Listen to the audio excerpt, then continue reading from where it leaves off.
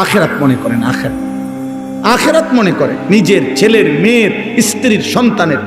বলেন ইনশাআল্লাহ। গুনাহ ছাড়েন, গুনাহ ছাড়েন, গুনাহ। এবার রাত গভীরে এই আয়াতগুলোর অর্থ হইল আল্লাহ আমগরে বড় সান্ত্বনা দিছে, বান্দা গুনাহ বেশি হইছে, মন খারাপ করো। গুনাহ অনেক বেশি বাবা, বান্দা মন খারাপ করো না, আমি আছি না, আমার কাছে আইসো, গুনাহ যেই পরিমাণ হোক আমার থেকে হতাশ হইও না, আমি সব মাফ করে দেব। এইটাই এই আয়াত।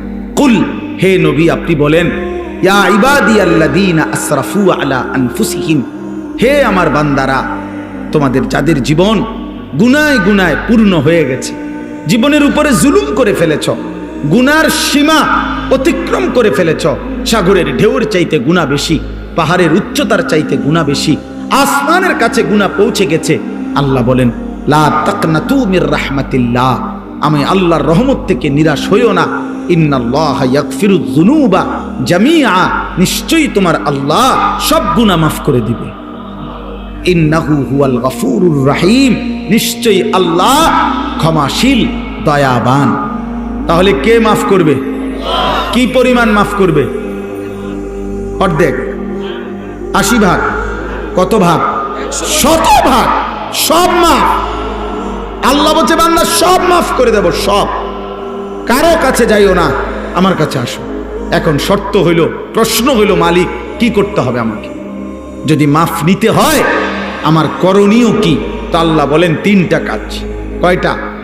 1, ওয়া আনিবু ইলা রাব্বিকুম, তোমরা তোমাদের রব আল্লাহর নিকটে তওবা করো। কি করো?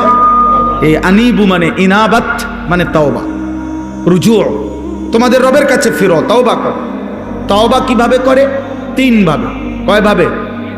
1, আপনি এই 3 জিনিস একসাথ করলে তওবা হয়, মনে রাখবেন। 1 নাম্বার, কলিজা দিয়া, দিল থেকে, মনে রাখবেন আপনার কলিজার শেষ অংশটাও দিলের শেষ শব্দ আল্লাহ শোনে, তাহলে অন্তর দিয়ে আপনাকে প্রথম বলতে হবে, আল্লাহ আমি সমস্ত গুনাহ ছেড়ে দিলাম। 2, আর করব না, ওয়াদা দিলাম। 3, আমি লজ্জিত মাওলা, আমি মাফ চাইলাম। আল্লাহ বলে যদি 100 দিল থেকে বাস্তবিক অর্থে গুনাহ ছেড়ে দিয়ে আর করবা না, ওয়াদা দিয়ে মাফ চাইতে পারো, আমি আল্লাহ ওয়াদা দিলাম সব মাফ করে দিলাম। অতএব আমাদের অন্তরের হালাত আল্লাহ জানে কিনা? বলেন না, জানে কিনা?